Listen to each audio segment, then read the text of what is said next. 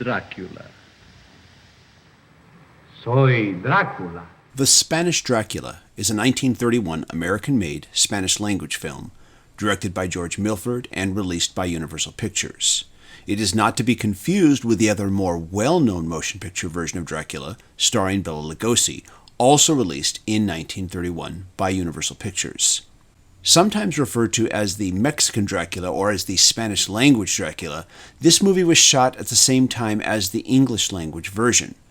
It used the same shooting script and used all the same sets. The English-language version was shot by day, and the Spanish version was shot at night. The film stars Carlos Villarreal, Lupita Tovar, and Barry Norton. In the early days of sound film, it was not uncommon for movie studios to film a unique, separate language edition of a movie to sell to foreign markets. This was done largely because audio dubbing technology as we know it today was simply not available. These alternate language versions were generally lost to time, and that was the case with the Spanish language version of Dracula until a print was discovered in the 1970s and was restored. Since the re-release of the Spanish language version of Dracula, many film critics have stated that the Spanish version is a better movie artistically than the more well-known English version starring Bela Lugosi. However, even the strongest supporters of the Spanish language version seem to universally agree that Bela Lugosi's iconic performance is one of the few things that the English version has over its Spanish counterpart. Carlos Villarreal, billed as Carlos Villar, who played Dracula, was shown early rushes of the English version and was told to base his performance on Lugosi's. He does a good job, but he's no Lugosi. So why do so many critics feel that this newly discovered Spanish version is better? Well, it has a longer runtime, which many critics feel gives it more time for character and story development. For example, answered plot threads like the fate of Lucy get resolved in the Spanish version versus the English version. Still others point to the fact that the Spanish crew had the advantage of watching the English dailies when they came in for the evening, and they would devise better camera angles and more effective use of lighting in an attempt to improve upon it. The Spanish language version plays up the sexier, more erotic aspects of the Dracula mythos in a way that the English version doesn't. In fact, this being the first official film version of Bram Stoker's novel, it pretty much invents those tropes, and thus it is decades ahead of its time. Another reason why many critics feel that the Spanish language version is better lies in part with the performance of the film's main protagonist, as played by Lupita Tovar. In the English language version, the character of Mina, as played by Helen Chandler, is considered stiff in comparison to her Spanish counterpart, rechristened as Eva. Eva is at first very carefree and fun-loving at the beginning, but after her first visit by Dracula, she becomes frightened and worried over the change that is occurring in her. Later, when she is transformed into a vampire, she is maniacal and relishes in satisfying her newfound hunger and the power that she now has. Since both films use the same shooting script, it's interesting to compare how different scenes between the two versions are approached, and I thought it would be a fun and interesting exercise to do my own video comparison. Now, one thing that I should make clear before I get too deep into this: I did not grow up with the original Dracula. I was aware of the movie's existence, and I had seen my fellow schoolmates do their Bela Lugosi imitations, but I did not see the movie for the first time until reading about these two versions of the same movie and deciding to make this video. So while I do respect this film's place in history, I have no previous history with it. I have no nostalgia for it. In preparation for this video, I watched each film separately on 2 different nights, the English first and the Spanish second. Then I began to A/B scenes back and forth and started taking notes. When I first sat down and began to objectively make comparisons between the two versions, I found myself finding pros and cons between each scene and between each version, and realized that if I applied this approach to making this video, I could potentially be here for several hours. No thank you, and yes, you're welcome. After studying both films, I found myself leaning more towards the Spanish version, but I also found that they both have their strong points and their weak points.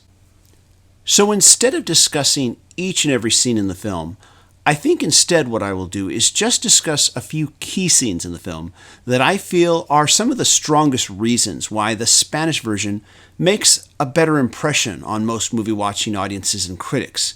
And in addition, throughout this video, I will also point out what works in the English version as well as what doesn't work in the Spanish version. Oh, and by the way, I am going to assume that you have at least seen the English version of the movie and know all the plot details, so don't expect me to summarize any of it here. Also, spoilers ahead. Both versions of this scene start with the same establishing shot. The Spanish version cuts to a medium shot, and the English version lingers on it a bit longer. In the English version, we actually see Dracula slowly walking towards Renfield, who has not noticed him yet because he is walking backwards, staring at what is behind him. He turns and sees Dracula at the top of the stairs and is startled. I am Dracula. In the Spanish cut, we cut to Renfield, medium shot. He is startled by a bat flying past him, and the next thing he knows, there is Dracula at the top of the stairs. The implication is that the bat that just flew past him was Dracula. The camera dollies up to Dracula, and Dracula introduces himself. In the Spanish version of this first meeting, Dracula comes off as more supernatural, since it's implied that he just flew past Renfield as a bat. There is no such implication in the English version of this scene. We actually see Dracula slowly walking towards Renfield. No supernatural transformation is implied, and the result is less dramatic. The Spanish version also employs this very dramatic camera dolly shot towards Dracula, adding more impact to the first time that Renfield and we the audience see Dracula. I should also add that the size of film cameras in 1931 made dolly shots like this much more difficult than in the present day. And anyone complaining that this shot looks a bit shaky or awkward needs to remember this. But now here is where the English version of this scene scores a win over the Spanish version. In the English version, the conversation between Dracula and Renfield takes place with Dracula at the top of the stairs looking down at Renfield at the bottom. This has the psychological effect of having Dracula appear more imposing and dominant over Renfield, and makes Renfield appear more helpless. Dracula is clearly the predator, and Renfield is the prey, thus foreshadowing Dracula's eventual attack on Renfield. In the Spanish version, the conversation is face-to-face, and because of this particular portion of the scene just doesn't have the same impact as the English version does. In case you've only ever seen the English version, I need to make a quick side note here. In the English version, the film's female protagonist is named Mina and is played by Helen Chandler. This name is taken from the original source material book by Bram Stoker. The Spanish version renames her as Eva, and she is played by Lupita Tovar. In the English version, our main male protagonist is John Harker. His name is also taken from the source material book. In the Spanish version, he is rechristened as Juan. In the English version, where Mina attacks her love interest, John Harker, her entire attack occurs off camera. Mina gives John an eerie stare as the camera closes in on her face until she is out of frame, and then we cut to Van Helsing, who hears the attack and intercedes. In the Spanish version, Eva breaks out into laughter when Juan tells her that Dr. Van Helsing has told him some horrible things about Count Dracula. She puts her arms around him, and her smile becomes menacing, and Juan knows that something is wrong, and then she reaches out to him and bites him. It's sexy and scary at the same time. Then the camera does cut to Van Helsing, who intercedes. But when Eva attacks Juan, it is on camera. True, there are times when what we can't see is scarier than what we do see. But in this case, seeing is more effective and fulfills our expectations of what we expect from a vampire movie. Side note, Eva biting Juan is the only actual visible bite we see in either version of Dracula. All other bites take place either off camera or under the concealment of Dracula's cape. And this scene brings me to another reason why I feel the Spanish version makes a stronger impression, and that's in the performances of the English and Spanish actors in these two respective roles.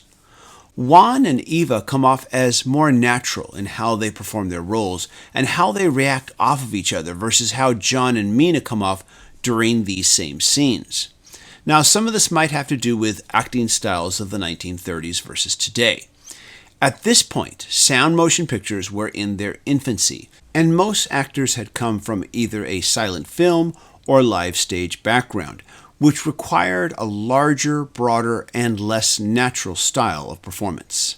Another possibility might be that since this sequence is supposed to be taking place in England, that director Todd Browning might have told them to play the part as stiff-lipped, upper-crust British types, thus making them appear less relatable to modern audiences than Lupita Tovar and Barry Morton, who again come off as much more natural and relatable. And Lupita Tovar gets to play it sexier than Helen Chandler was probably allowed to. And I attribute this to both the time in which these films were made and the audiences that these films were made for.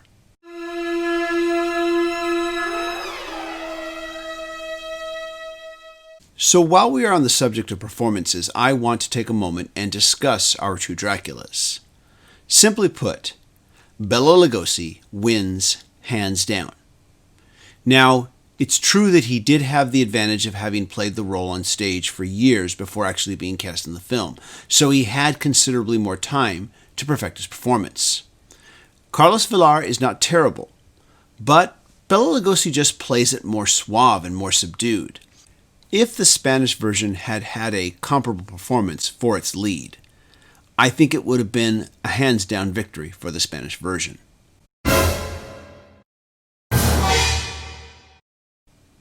I want to pause now and point out a scene that works so much better in the English version versus the Spanish version. And this is the scene where Van Helsing realizes that Count Dracula is a vampire.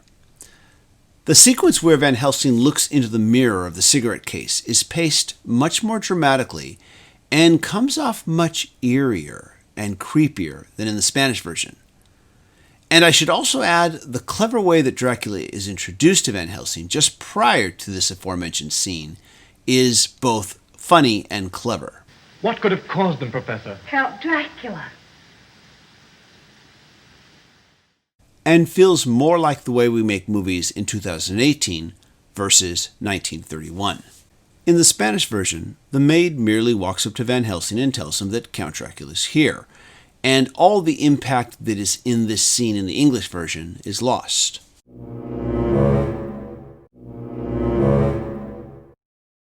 You might accuse me of being very nitpicky for what I'm about to say, but I think sometimes the devil is in the details.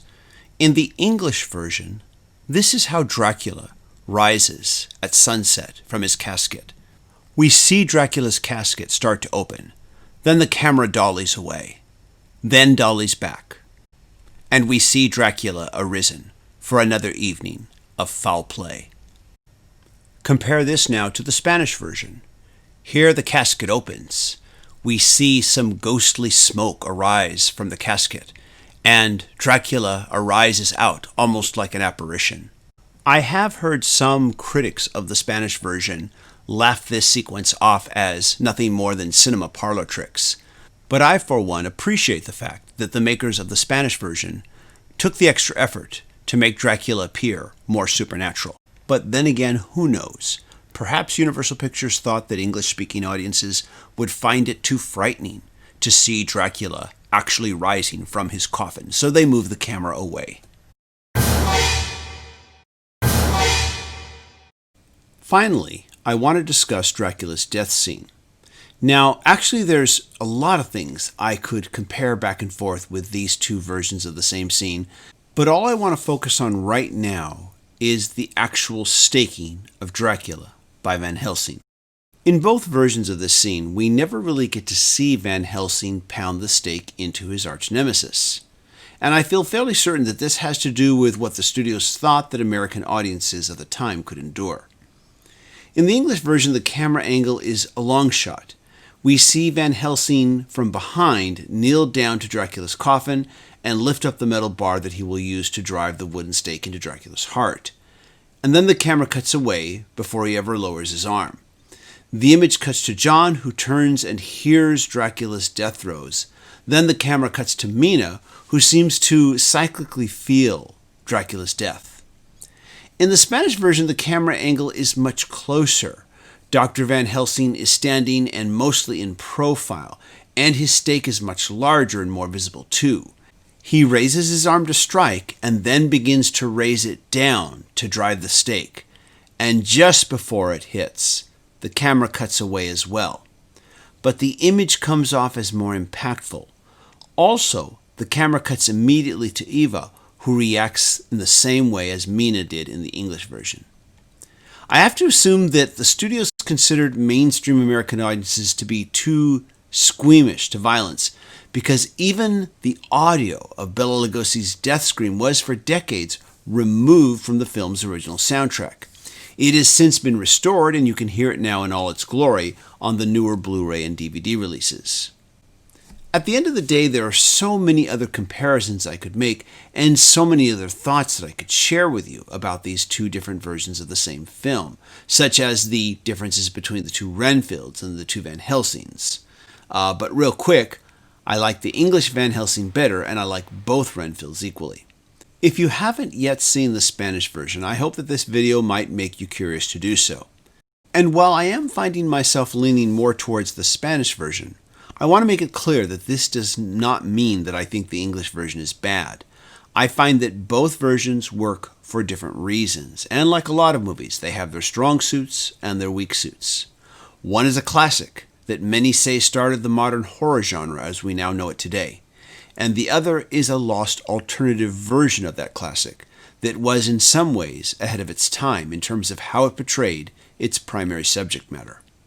The original 1931 Dracula is available on Blu-ray from Universal Pictures. It features a stunning restoration. It also features the Spanish language version and numerous other bonus features that you'll enjoy as well. Pick up a copy at Amazon or wherever Blu-rays and DVDs are sold. This is TJR. If you enjoyed this video, please click subscribe, click like, and be sure to click the notifications icon so you can know when I release new videos. And if you want to help me make more videos like this, please go to my Patreon page and become a supporter. As little as $1 a month can make a huge difference. Thank you everyone for watching, and happy Halloween.